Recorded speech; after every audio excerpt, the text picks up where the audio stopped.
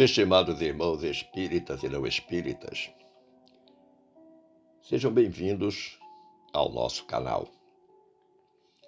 Inscreva-se, compartilhe, avalie. Desejo saudar a todos os irmãos do Tabernáculo Espírita Joana d'Arc, da cidade de Gravatá, em Pernambuco, abraçando a todos e a cada um com renovada alegria. E desde já agradecendo a presença de todos nesta noite, quando reflexionaremos sobre mais um tema do nosso Evangelho segundo o Espiritismo. Manda de dizer a benfeitora Glorinha: perdão é a flanela macia com a qual limpamos da mente as ofensas e injúrias que nos alcançam diariamente.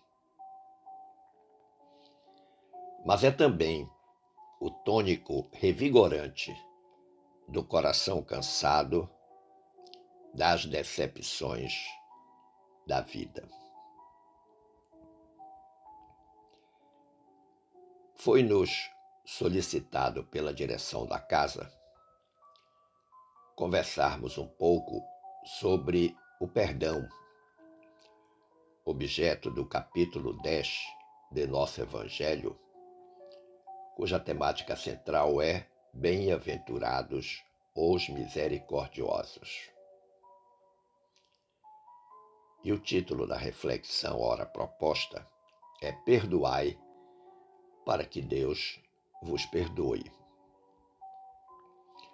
Como de praxe, nós buscamos uma base evangélica e aí encontramos em Mateus, capítulo 6, versículos 14 e 15, quando o nosso mestre amado disse aos discípulos e apóstolos: se perdoardes aos homens as ofensas que vos fazem, também vosso Pai Celestial vos perdoará os vossos pecados.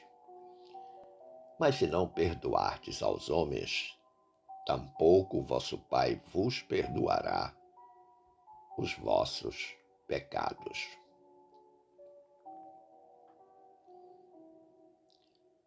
Esta locução de Jesus está inserida no antológico Sermão do Monte.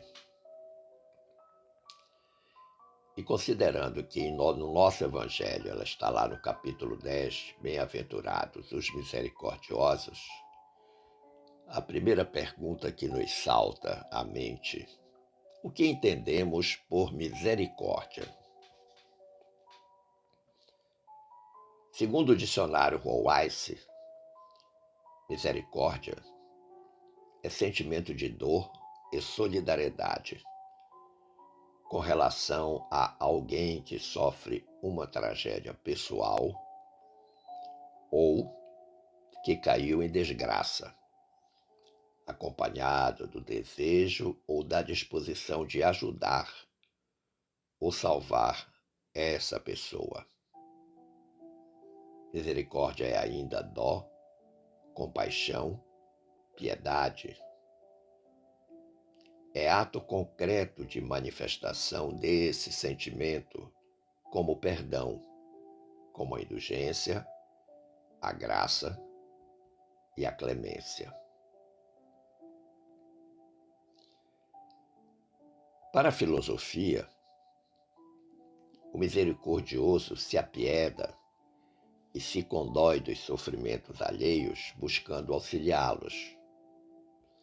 Mas também pratica esse sentimento no perdão às ofensas, quando esse perdão vem da compreensão das fraquezas humanas, dos sentimentos frustrados, da necessidade de ser amado, que todos nós temos e carregamos no íntimo do ser.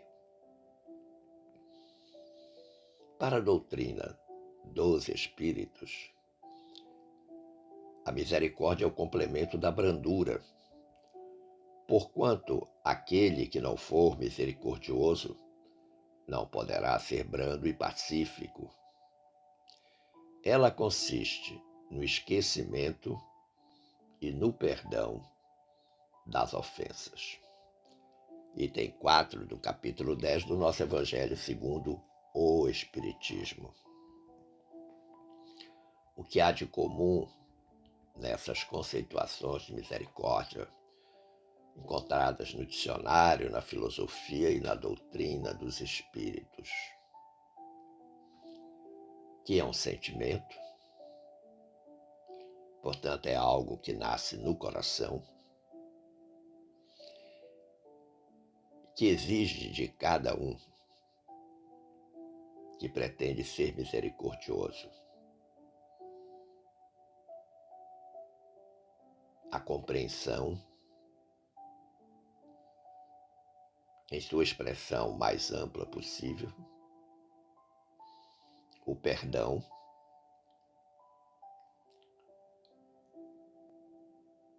e, em última análise, a brandura, a pacificidade do coração e da mente. Todo ser misericordioso, ele esquece e perdoa as ofensas. O benfeitor Emmanuel, no capítulo 38 da obra Instrumentos do Tempo, afirma, abre aspas, cultivar a misericórdia não é alçar exclamações de piedade nativa para o céu, lastimando os males do próximo com a boca e guardando os braços em repouso diante do sofrimento alheio que nos convoca ao auxílio, à fraternidade e à cooperação. Fecha aspas. Então, essa opinião do benfeitor Emmanuel faz um esclarecimento importante, ao mesmo tempo em que dá um puxão de orelha em todos nós. Que ser misericordioso não é ficar lamentando a desgraça alheia, não é apenas falar sobre a dificuldade, dizer, que pena, estou morrendo de dó, estou morrendo de piedade. Misericórdia é fazer algo de concreto, na prática concreta da existência. Como ele diz, guardar os braços em repouso, não fazer nada, apenas lamentar. Toda desgraça, todo sofrimento alheio está sempre convocando a cada um de nós, como diz o Emmanuel, ao auxílio, à fraternidade e à cooperação. Então nós concluímos que aquele que perdoa de pronto, de imediato, irradiando vibrações amorosas ao ofensor, já traz dentro de si uma elevação espiritual elevada, acentuada. Esta é a meta que deve culminar em que a criatura não se sinta ofendida.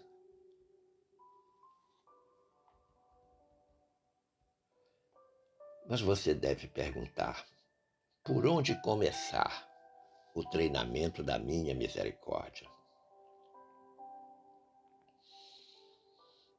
Eu considero muito necessário que a prática do perdão deve iniciar conosco mesmo, atendendo no aconselhamento de André Luiz, que está lá no capítulo 33 da obra Estude Viva. O que diz André Luiz?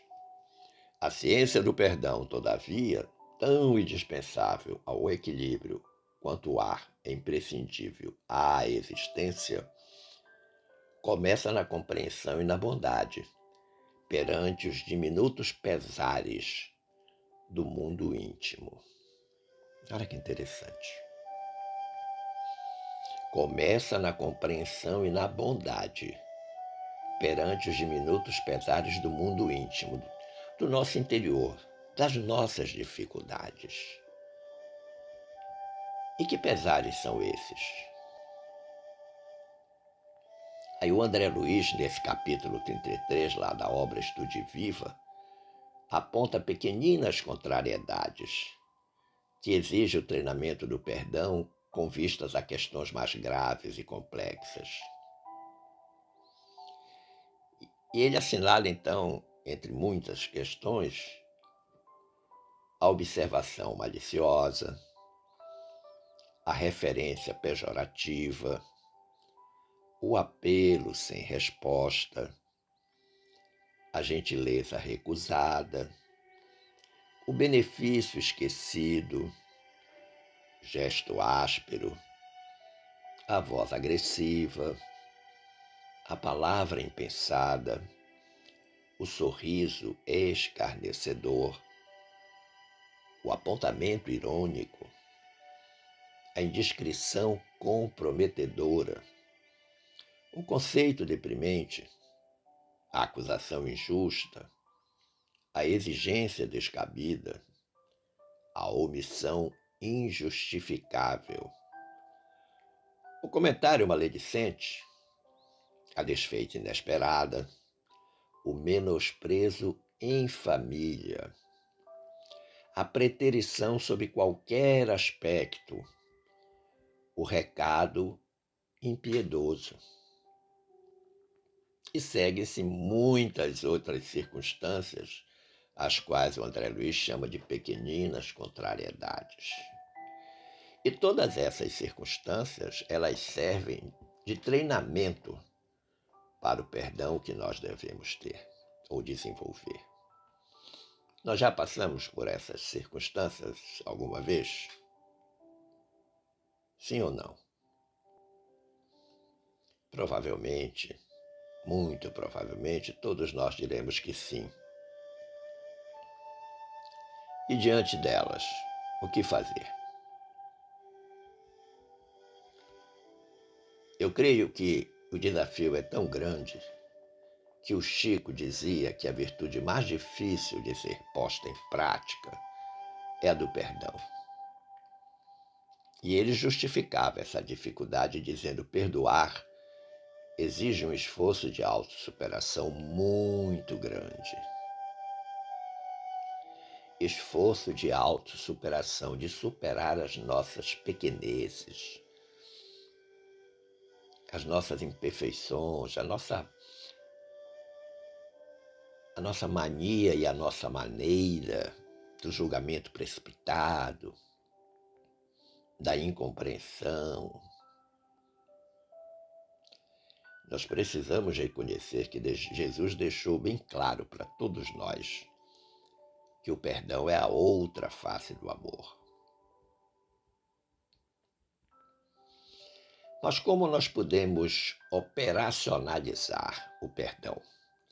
Diante de uma daquelas circunstâncias nominadas aí por André Luiz, lá no capítulo 33 de Estude Viva,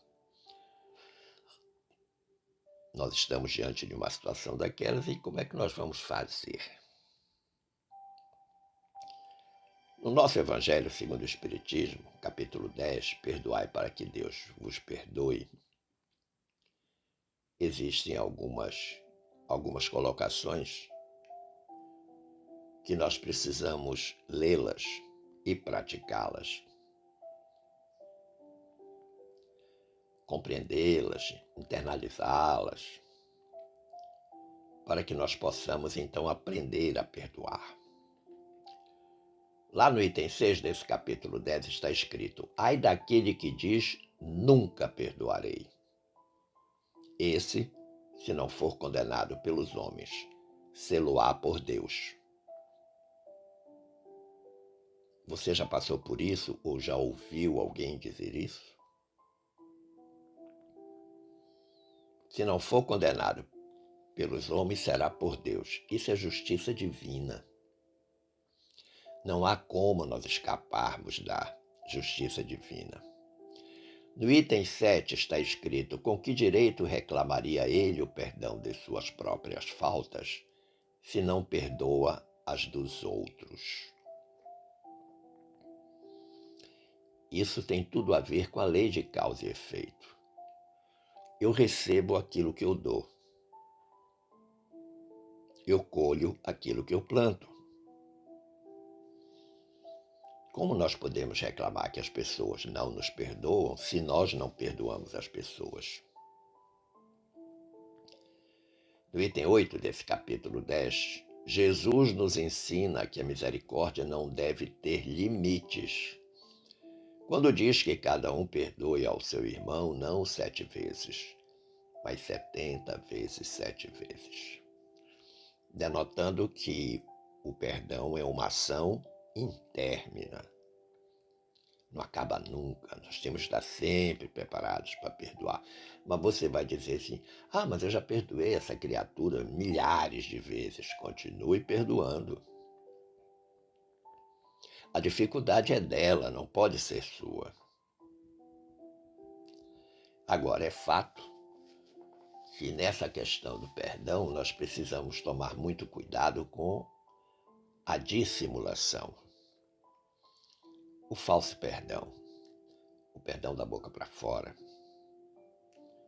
Os benfeitores espirituais nos ensinam que há duas maneiras bem diferentes de perdoar.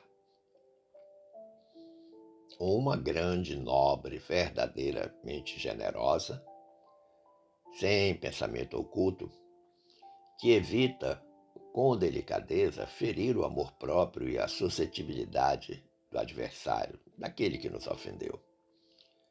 Ainda quando este último nenhuma justificativa possa ter.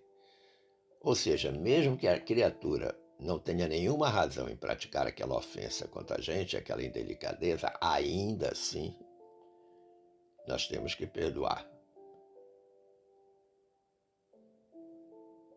A segunda é a em que o ofendido ou aquele que tal se julga impõe ao outro condições humilhantes e lhe faz sentir o peso de um perdão que irrita em vez de acalmar.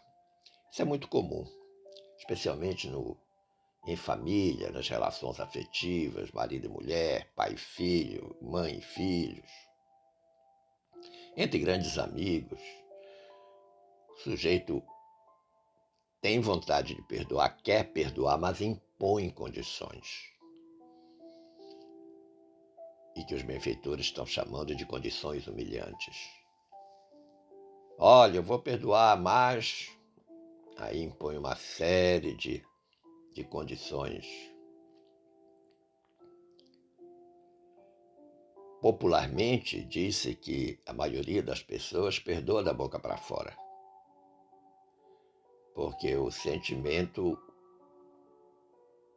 do coração continua enegrecido com a mágoa.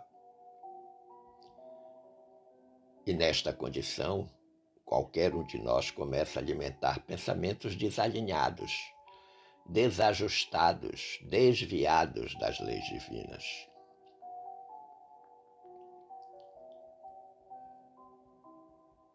Observe, meu amigo, minha amiga, que todos nós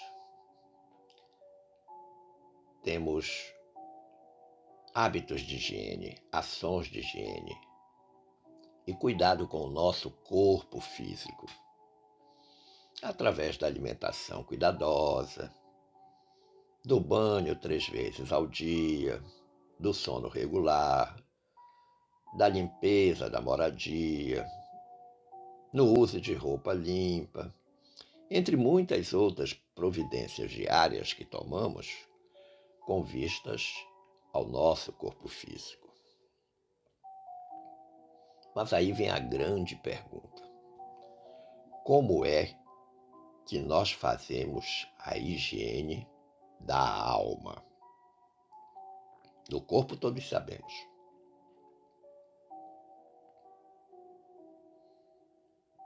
Eu creio que a primeira providência para a higiene da alma é a do saneamento das mágoas e decepções que nos afligem.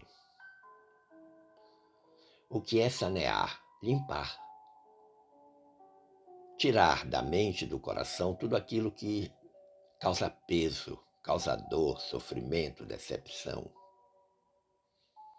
Lembrando sempre que na mágoa o problema é de quem magoa, não é de quem é magoado. Mas normalmente o magoado reage tão desesperadamente que acaba cometendo um erro pior.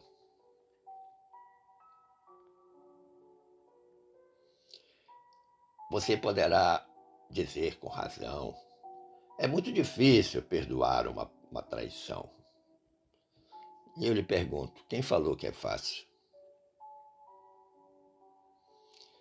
Façamos aqui agora um exercício de memória e recordemos a penúltima frase de Jesus no madeiro infamante da cruz. O que foi que Jesus disse? Segundos antes de desencarnar, de morrer: Pai, perdoai-lhes, eles não sabem o que fazem. Você deve estar curioso porque eu disse que foi a penúltima frase. Sim, foi a penúltima, porque a última nos foi ensinada por Humberto de Campos no capítulo 34 da obra Estante da Vida. Qual é o título desse capítulo? O Anjo Solitário. Quando Jesus está desencarnando, um anjo se aproxima dele, encosta a cabeça no peito de Jesus e Jesus balbucia alguma coisa. O anjo não ouve bem, eleva um pouco mais o corpo e encosta o seu ouvido na boca de Jesus. Jesus fala novamente e em seguida o anjo sai numa velocidade supersônica. E Humberto de Campos encontra esse anjo solitário no plano espiritual e faz uma entrevista com ele. E pergunta: o que foi que Jesus disse para você naquela hora que fez você sair numa velocidade absolutamente extraordinária? Aí o anjo caridosamente diz a Humberto de Campos: o mestre me disse, vai depressa, pois Judas acaba de suicidar-se. Então, naquela situação absolutamente desesperadora, que é a crucificação e a morte de Jesus, ele ali nos estertores da sua agonia, não apenas pede para que Deus perdoe a todas aquelas criaturas, mas se preocupa com aquele que o havia traído e que, envergonhado da traição, buscou no suicídio a solução do problema. Vai depressa, pois Judas acaba de suicidar-se. Uma grandeza absolutamente extraordinária.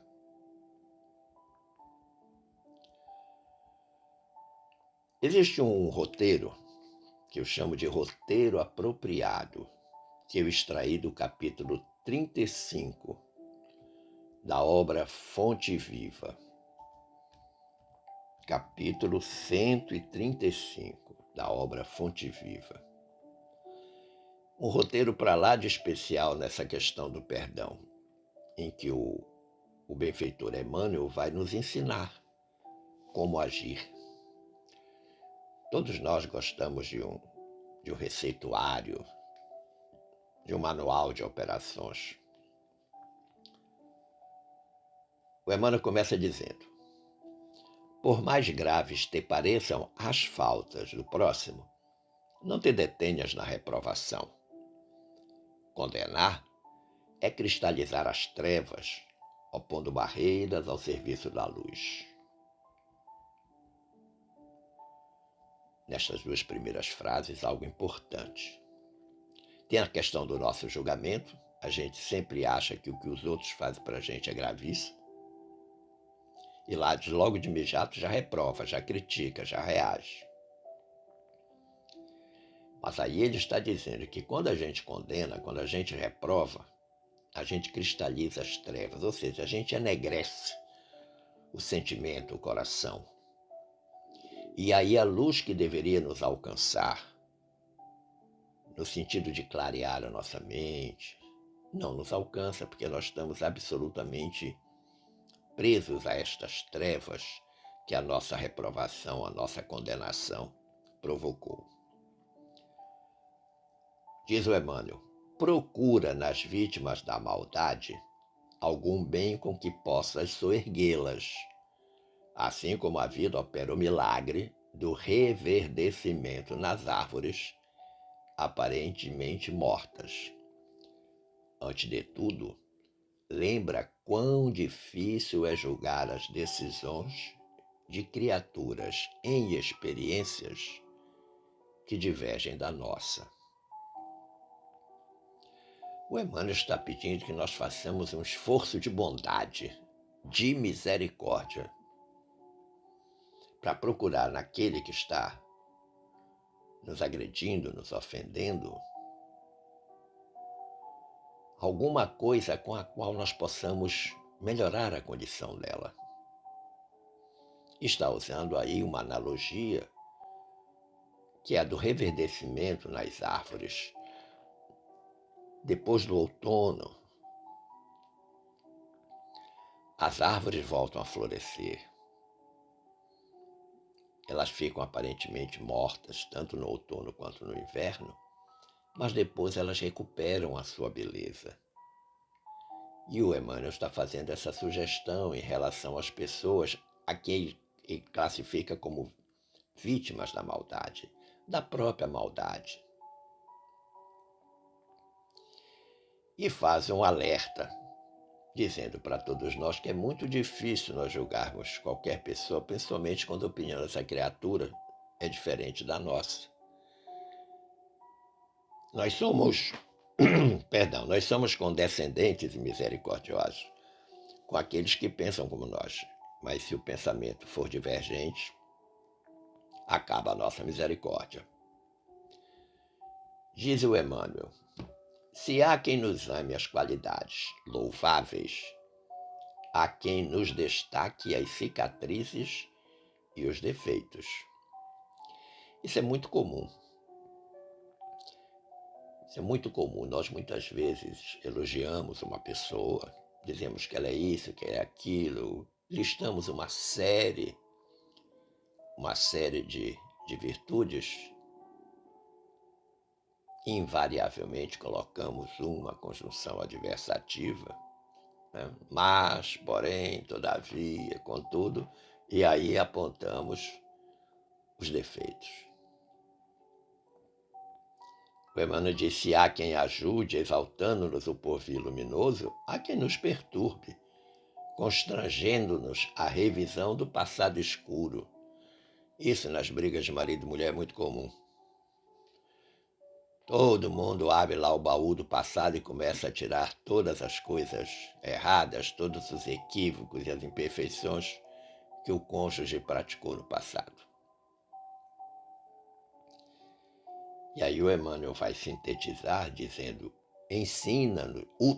usa, pois, a bondade, e desculpa incessantemente. Portanto, aquela ação intérmina que nós falamos. Ensina-nos a boa nova, que o amor cobre a multidão dos pecados. Uma frase que está na segunda carta de Pedro. Usa, pois, a bondade do coração, a bondade do sentimento, a bondade do pensamento. É preciso um esforço de compreensão, é preciso superar a mágoa, inebriando-se de amor, pensando o quanto Deus nos perdoa das inúmeras faltas que cometemos diariamente. Nós não podemos nos imaginar isentos de falhas ou equívocos. É fato que quem perdoa, esquecendo o mal e avivando o bem, ou seja, buscando na criatura algo louvável,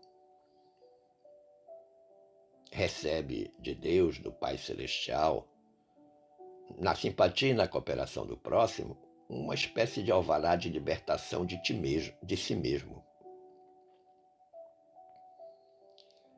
E com isso fica habilitado a sublimes renovações, a melhorias constantes. Porque o perdão tem essa característica. É um alvará de libertação, um alvará de soltura.